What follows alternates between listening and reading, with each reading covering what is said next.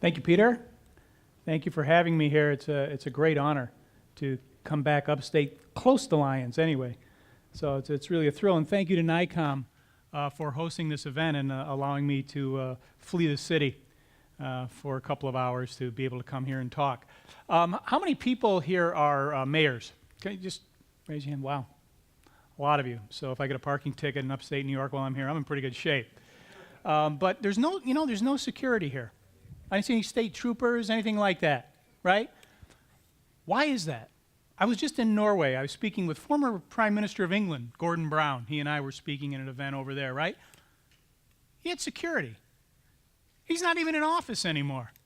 I said, why does he have security? He's not even in office anymore. Why don't mayors have more security? You're the most important people in the world. How do I know that? I know that because of the work we do at the Intelligent Community Forum, where we study at the local level the impact that technology is having on economic and social development in cities and villages. We call them communities around the world. We define a community as any place that a human being calls home, okay? So that's how we designate it. So we don't worry about, specific designations. Well, here's the designation for you, and I'll start this way. And in a lot of ways, I'm going to be telling you the story about my life in Lyons and why I decided to go into this business, or what the media calls start a movement. Last night, while we were all sleeping, satellites were flying over the peninsula of Korea. Okay, now this is an actual satellite image from the Korean peninsula in the evening. The words North Korea and South Korea aren't there on the satellite. The reason I put that there, by the way, is because when I used to give this presentation to college audiences in the United States, I asked them where that was. They all said Florida. We have educational issues in this country. But here it is. Here's the deal. I'm going to take you up 50,000 feet. In the middle of the night, in the Korean peninsula, if you look south, obviously it's South Korea, what do you see? Lots of light, exactly. This is a culture. These are communities. We have several intelligent communities that we've designated over there: Seoul, the Gangnam-gu, Suwon. These are places that are moving toward the light. It's sort of a nice poetic analogy that fiber is called light.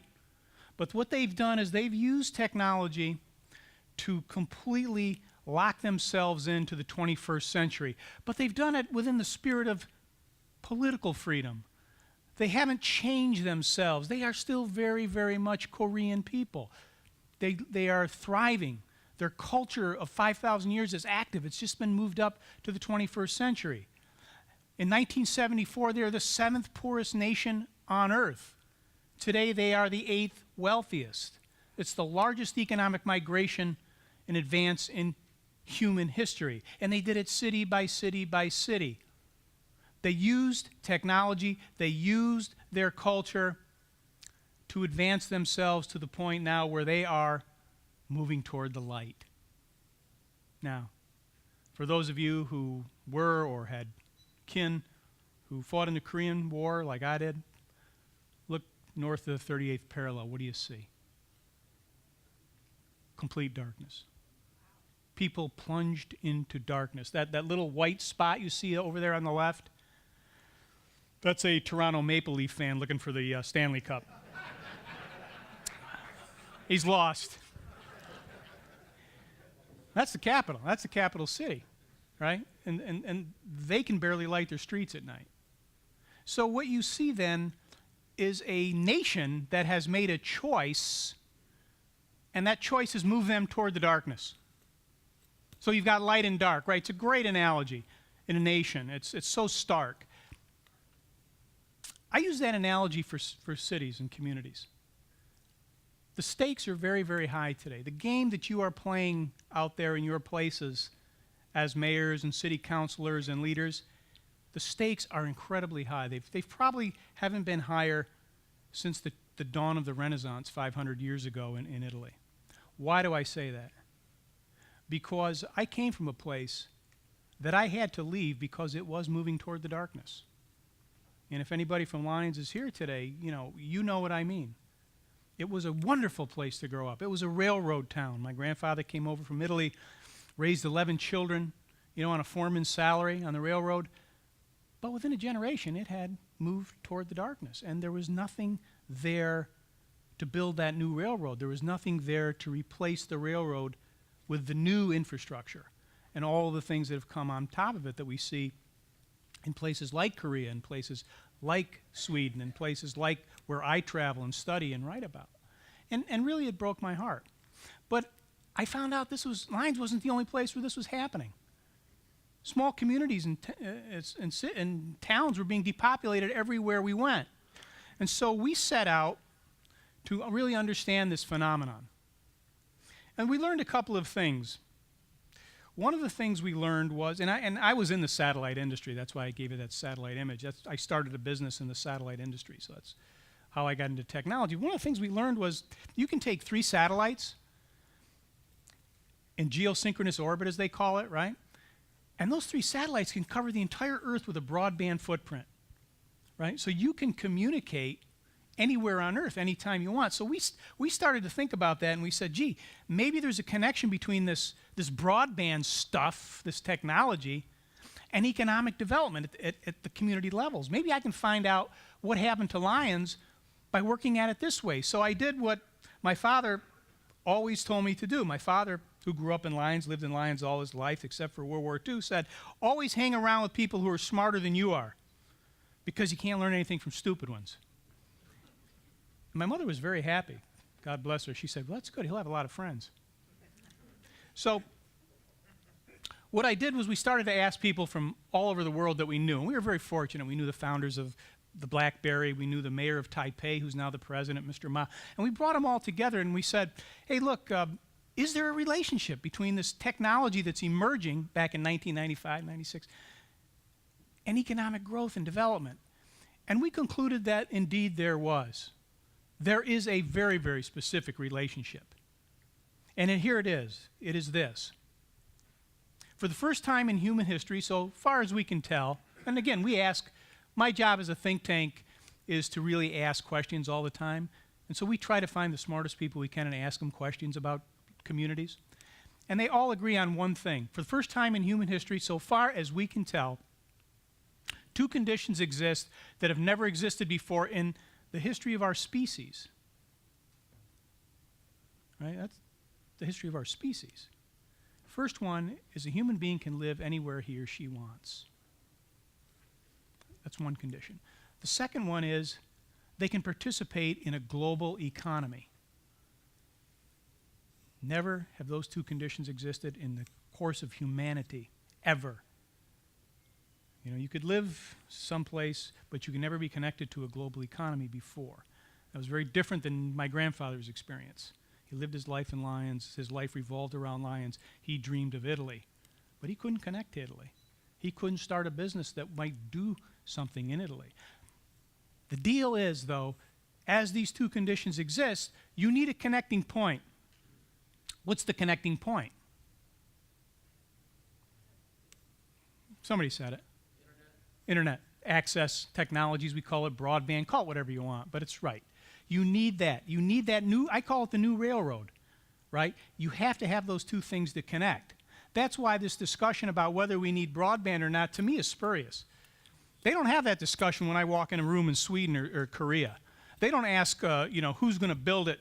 They discuss who's going to pay for it, right? I mean, that's still an issue, who's going to pay for it. But they don't argue whether they need broadband or not, because they know it's the new railroad. When you think about it, I'm a railroad kid, right? It's effectively the same proposition. Railroad was, if the railroad ran through Lyons, the people in Lyons, Hotchkiss Peppermint Factory, produced 90% of the world's peppermint in the 1840s, could export it. So they could send it to Ohio, they could send it to Canada, they could send it to Seneca Falls. They could trade, they could do business, they could thrive. And so what you saw in Lyons in those days were 3 hotels downtown, met plenty of private sector businesses. The Hickok Belt was made in Lyons. Anybody remember the Hickok Belt? Yeah, right there. I'm wearing one. No, not really. They don't make it anymore in Lyons. All that stuff facilitated economic activity, which then facilitated social activity, right? You had great churches, you had great schools, you had great families. That stuff all mixes together. I'm probably not telling you anything you don't already know. But today, when you think about broadband for your community as the first layer of your continued growth, because our job is really to tell people how to energize their communities, think about it like the railroad. Same proposition, except this new railroad goes everywhere. It goes back to Italy. It goes to Brazil. It goes to Vietnam, right? It doesn't carry cargo, though. It doesn't carry timber. It doesn't carry necessarily peppermint. It doesn't necessarily carry the heavy stuff like wood or coal. Where it really makes money, this new railroad, is carrying ideas, applications, right? So that can happen anywhere. I just came from Mitchell, South Dakota, a place that had lost 30% of its population not long ago. Today, they're one of the most thriving agricultural communities in the United States, 2.8% unemployment. They have used these technologies to do something called precision farming. It's just a remarkable turnaround there.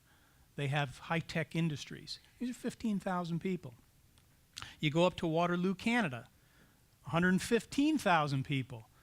In 2007, they produced 10% of all the companies traded on the Toronto Stock Exchange. That was not an accident. What they did was to take the new railroad and then to put something on top of it, and that something was knowledge. And that's what we'll talk about next. Now, again, the thing that excites me the most about our work, about the places that we see and that we designate as intelligent communities through our awards program, is that the middle of nowhere is no more. We've eliminated distance as a proposition for a community and an individual to get into the global economy, so that the Lou Zacharillas don't have to leave Lyons just to become economic refugees. If I have any legacy of the work that we're doing here, that legacy would be that if a human being, young person, wanted to stay home because they loved their place, and there's no more powerful economic proposition than a person who's happy in their place, if we can accomplish that and arrest these irrational flows into unsustainable cities, then we'll have done our job. I can't think of a better place on earth where this could happen than upstate New York. I can't imagine a place where this could happen, in a more, delightful way. Everything is here for that. So that's where we are today. Oh, that's a satellite. Actually, it's one of my nephews drew that. Just wanted to show you. Got a lot of artists in my family. So here, when I say the middle of nowhere is no more, again, I'm not kidding. We've designated 134 communities as intelligent. Most of them you never heard of. But they are places that have taken these principles that we have and have applied them. So again, there's a global phenomenon taking place. Even though people are flooding into cities as economic refugees, what's happening in the places that stabilize themselves are things like this. 35% of the top 100 fastest growing companies in the world in 2013 were located outside of major metro areas. So that's the kind of dynamic you're beginning to see out there. You are really beginning to see the restoration of place. I call it the new Renaissance, right? I'm Italian. I like the Renaissance because it started in Italy. We got a new one going. And you people, when I talk about not having the state troopers here to protect you, you people are actually the leaders of the new Renaissance. You're building it in your communities, community by community by community. So, Professor Ben Barber's right. Mayors do rule the world. Okay. How do we sort of codify this? How do you get into our game? Well, one of the things we did, because we were talking about infrastructure, one of the things we did to generate attention for the work that we do, and it's one of the reasons, I get on television and stuff all the time, it's because, and by the way, it's nice to do what I do and to get on television, because then your mother, my 91-year-old mother in Lyons says, wow, he really does have a job. It's hard to believe. We designate intelligent communities every year. We have an awards process. You can enter for nothing. It's a very extensive nomination form. But we ultimately come up with 7 communities that are named the most intelligent in the world. It is based on 5 primary criteria, and I'll tell you what they are. You have to have good broadband infrastructure. You have to have a workforce that's moving toward the middle class. We call it a knowledge workforce. You have to have innovation in your local government. If people are spending too much time interfacing with government, and government is not being proactive as an enabler, then you don't have innovation in the local government. Digital inclusion. Is everybody being brought along on this ride? Libraries are being reactivated again to teach people digital literacy. We have an opportunity now to bring everybody along on this ride, and that has consequence for the economy. The 5th thing we look for is advocacy. How well do you tell your story to the rest of the world? And how well do you communicate with each other? Remember, we're tribal beings still. Anthropologists tell me all the time. When we tell our stories to each other and when we accept each other's stories, we can do great things. You know, I was invited to speak at the Nobel Peace Prize in 2012, and I spoke with 2 economists who had actually done remarkable work on the relationship between people feeling good where they were and economic performance. It skyrockets when people feel good about where they are. Simple proposition, but now scientifically proven. Okay, final thought. A lot of people get hung up on this discussion about technology. And I think it's unfortunate because 50% of you are scared of it. And that's fine. You know, technology can be scary, even though, you know, fire and iron and, you know, spears were technology. But, you know, we get all hung up now on, the internet, you know, I don't know how to code, I don't know how to program. Don't worry about it. There's a lot of smart people out there who'll figure it out for you. A lot of engineers who put in your new railroad for you. You didn't know how to build a railroad, did you? But you know how to run one. What's important is this. Get the technology piece right. Don't argue about whether broadband is relevant anymore. Yes, broadband will fill your potholes. But more importantly, it'll give you enough tax revenue to create the types of businesses that will pay the taxes that will allow more and more people to fill your potholes so you have fewer of them, okay? That's the analogy I have to make for some mayors. But that's kind of how it works. We're beyond smart. Smart is the new dumb. Because smart is just a discussion about technology. Nothing bores me more, and I'm a satellite guy, nothing bores me more than a discussion about technology. What I'm interested in is how you become intelligent. We have the greatest endless human resource right here. This is the natural resource for us. If we can harness that, if we can extract that like we extract oil, like we extracted timber, like we extracted all of those things that propelled our economy but were, at the end of the day, not sustainable. If we can leverage the human mind, and we're seeing it in every city that I study, then we have an endless natural resource that will propel our places, no matter where they are, to economic sustainability. Okay. At the end of the day, non ci posto migliore pia della mia casa. Yeah, right. A lot of Italians up here. That's what I like about coming home, right? My grandfather used to say it every night. He'd come home, he'd look up in the sky, he'd say, no place like home. Once we have our people believe in that, and that is essential to the work that we do, you know, if I can simplify it for you, then we'll be very, very fine. I never tell people I'm from the middle of nowhere. When people ask me where I'm from, I say I'm from Lyons, New York, because that's a place. And that's a place that I hope becomes an intelligent community someday, as all of your places become. We're here to help you. So God bless you. Peter, thank you again for having me, and good luck on the rest of your journey. Okay?